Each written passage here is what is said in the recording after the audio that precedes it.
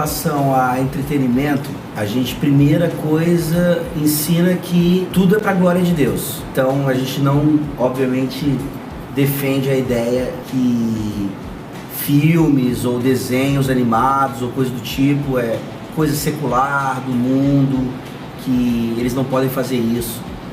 Mas ao mesmo tempo a gente entende que nem todo filme, nem todo desenho, nem todo entretenimento necessariamente é edificante. Então a nossa tentativa é treinar os nossos filhos para que eles consigam, por conta própria, claro que isso depende da idade, né? Nós precisamos ajudá-los muito ainda, a identificar nessas questões, nessas manifestações culturais, aquilo que de fato é edificante, aquilo que glorifica a Deus ou não e tudo mais. E assim, uma coisa bem prática, por exemplo, que a gente faz em relação a filmes, e a gente tem ensinado para eles também a questão de relacionamentos entre homem e mulher antes do casamento. Você tem uma cena em que eventualmente aparece um beijo, eles fecham os olhos, eles não assistem, eles entendem que aquilo ali é uma coisa que está manifestando algo que desagrada a Deus. Até porque tem um princípio por trás muito interessante, que deve até ser desenvolvido. Eu acho que os puritanos desenvolviam muito isso em relação ao drama. Eles geralmente questionam assim: tá, a gente não pode ver, olhar para um beijo, por exemplo, que as pessoas não são casadas. Eles entendem esse princípio, mas eles argumentam: mas se um beijo for entre marido e mulher no filme, mesmo assim a gente não quer que eles vejam, por quê? Aquelas pessoas não são verdadeiramente marido e mulher, então eles estão, num certo sentido, cometendo algo que desagrada a Deus.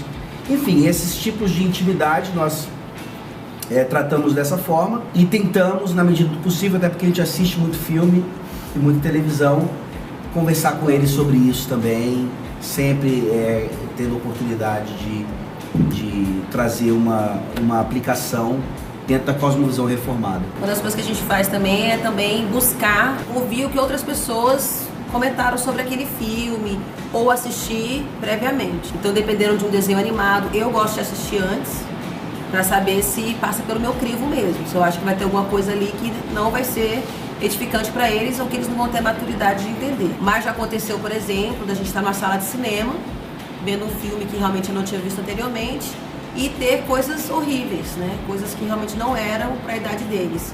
E de eu parar no meio do filme e conversar com eles: olha, isso está acontecendo, a gente está aqui agora, está desagradando a Deus, isso, e até mesmo, se necessário for, levantar e sair do filme e conversar cada quebra que foi cometida ali, né? Cada pecado mesmo, e eles entenderem por que aquilo desagrada a Deus. Então a gente evita ao máximo ir despreparado para alguma coisa, algum filme, algum desenho, e a gente tenta assistir com eles. Então alguns, por exemplo, desenhos animados, eles já sabem que eles são proibidos de assistir. Então às vezes vai começando, eles já sabem, troca, né? Então já é automático.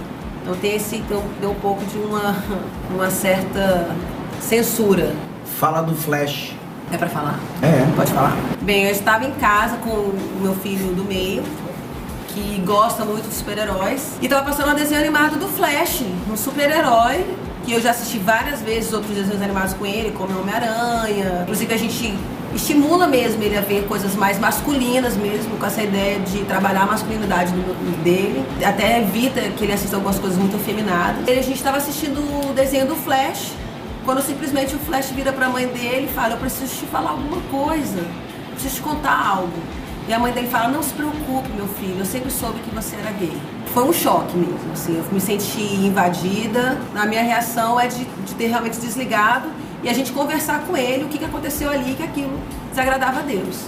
Mas isso é só um alerta mesmo, que os pais têm que estar assistindo, que os filhos estão assistindo. O interessante também é que, não sei se pela questão da idade, mas eles ainda não desenvolveram a questão de rebeldia em relação a isso. Quando a gente fala, eles tomam a iniciativa de não assistir alguma coisa ou de mudar o canal caso alguma coisa aconteça, mas se eles precisam do nosso auxílio, a gente fala, muda ou então desliga.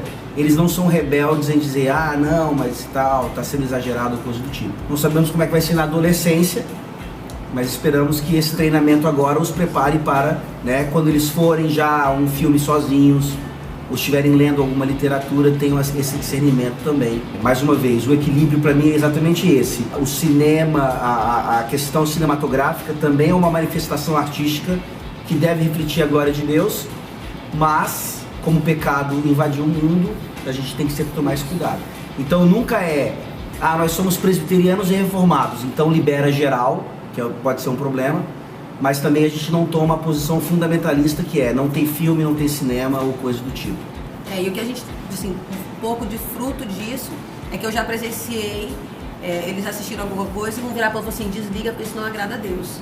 Então se eles já têm essa consciência de que aquilo ali que está acontecendo não agrada a Deus, né, até assim, troca rápido, então eu acho que eles estão aprendendo alguma coisa, porque a ideia também eu não vou estar com eles 24 horas por dia. Então eu preciso treiná-los para que eles tenham essa consciência do que agrada e o que desagrada a Deus. A gente assistiu o Mowgli, né? Fantástico o filme mesmo. Foi realmente um momento que a gente pôde trabalhar com vários princípios que na verdade agradavam a Deus. Então foi um momento muito legal. Poxa, que filme legal. E a gente teve um momento de conversar. E o que vocês acharam dessa cena? Qual foi a cena que... Então a gente está sempre correndo. Qual é a cena que você gostou mais? O que vocês não gostaram? Por que você não gostou disso? Então é o momento da gente estar falando também, né? E a Sofia já pensou em ser diretora de cinema. Então nós precisamos de pessoas cristãs nessa área também. Então um dos versículos que baseiam essa cosmovisão de que tudo é feito para a glória de Deus é 1 Coríntios 10, 31. Portanto, quer comais, quer bebais ou façais outra coisa qualquer, ou seja, incluindo entretenimento, fazei tudo para a glória de Deus.